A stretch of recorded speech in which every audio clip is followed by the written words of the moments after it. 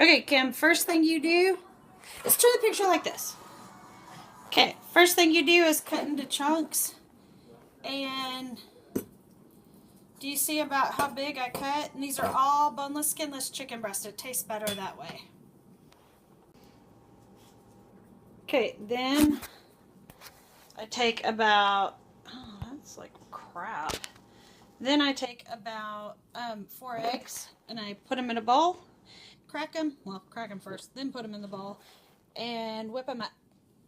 Okay, now that the eggs look like you're going to do scrambled eggs, but you're not putting any milk in there, I take all the chicken and I'm just grabbing handfuls. And yes, Kim, you have to use your hands, and yes, it is gross.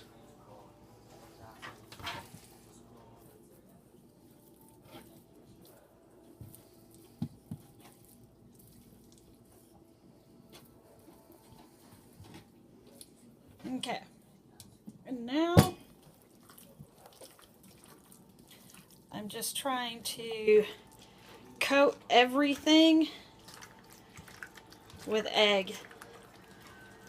Yes, it's gross. Yes, you have to wash your hands like 500 times while making this. Okay, once they're nice and coated, I am going to prepare my batter. Okay, this is what I do. I take a gallon-sized Ziploc baggie. Gallon-sized Ziploc baggie. And I fill it about a third of the way. Of course, I'm making about 2 pounds of chicken. Fill it about a third of the way with flour. And then, most important thing, Nature's seasoning. Open up the Nature's seasoning.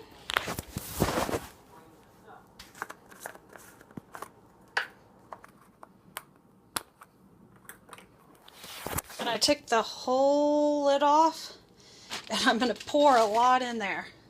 This is what gives it the flavor.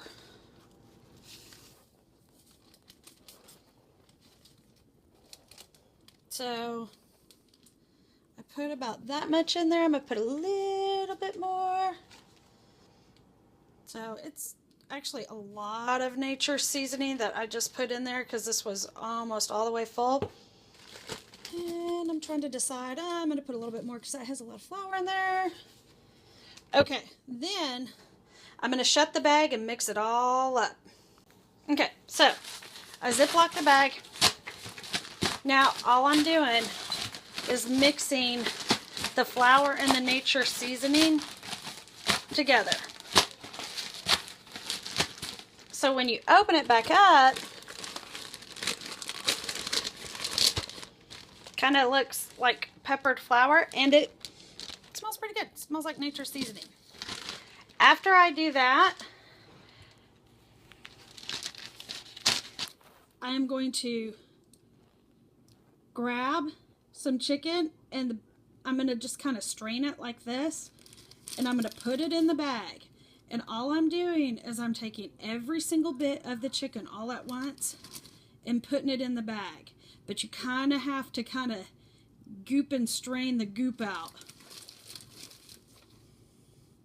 Because what I'm going to do when I'm done putting all the chicken in there, so I'm going to close the bag again and just kind of move it all around to coat the chicken. And a lot of times when I'm putting the chicken in there, I'll start moving it around so it doesn't get all gross and disgusting. Okay, let me finish that. Ew. Okay, so I have all the chicken in there, so you can see the raw chicken and you can see the flour, and I closed it. And then all I do is sit there and move it all around. And if there's too much air in your bag, all you can do is open it up, let some air out, and do it again. So you want to keep doing this until everything is coated and it looks really good. Okay, now I take my big huge pan, set it down flat, and I pour oil in it. And that's actually not going to be enough, so I'm going to have to grab another oil. Okay, I put a lot of oil in there, about up to my first digit. Then turn your stove on to about medium to medium high to let it heat up. Okay, to determine if your water is ready, your oil is hot enough, you stick your finger underneath the water tap and you go over to the oil and you fling the water in. If it doesn't crinkle and pop, it's not ready. So we shall wait. Okay, water test number 2. Put some water on my finger.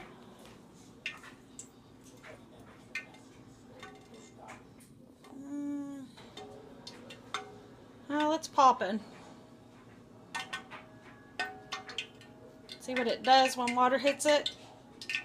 Starts to pop. Okay, so now, big important things. You need something like this to get it out. Do not use plastic. Plastic will melt. This is metal. It's pretty good. All I do is I take some of my chicken that got coated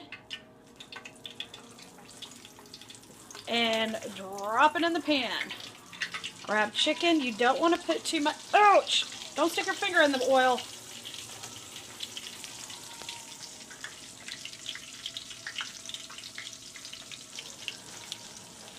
I'm just grabbing chicken. This is a lot of oil.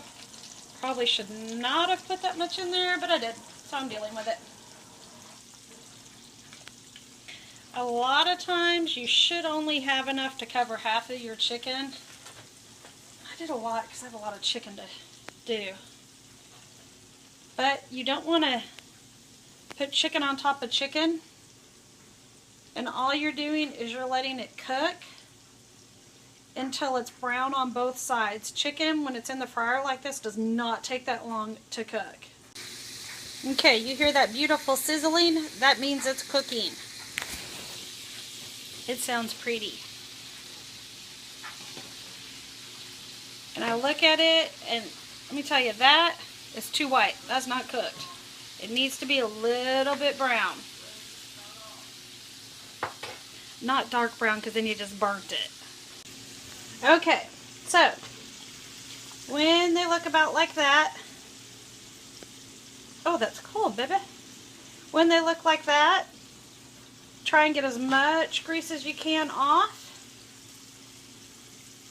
And then you need to put them on a plate that has a paper towel. Do not use a styrofoam plate or one of those really crappy plates. Spend some money, buy some Dixie plates. Not going to kill you to buy good paper plates. And then they really truly don't need much more seasoning, because the nature seasoning usually does the trick. And what I try to do is try not to tell everybody they're done until I'm done cooking, because if not, they'll eat them all before you have a chance to eat any. So then I go over to my bag full of chicken and just put more in.